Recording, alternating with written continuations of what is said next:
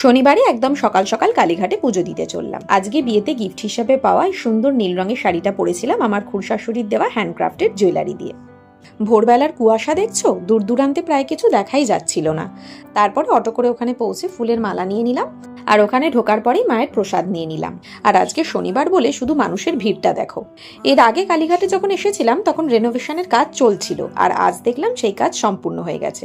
চারদিকটা কি সুন্দর লাগছে না?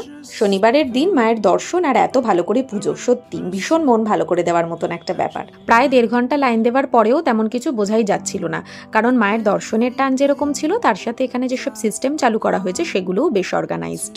তারপরে আবার বেহালাতে নেমে মা সিদ্ধেশ্বরী দর্শন পেলাম। আর আজকে পুজো দিয়ে ফেরার সময় আমরা ঠিক করে নিয়েছিলাম পান্নাস কিচেনের একদম উল্টো দিকে এই নিরামিষ কচুরির দোকান থেকে কচুরি খাবো। তোমরাও অবশ্যই এখানকার কচুরি আর লঙ্কার চাটনিটা ট্রাই করো। যাই হোক, এসবের মাধ্যমে আজকের মতো এক সুন্দর দিনের ইতি টানলাম।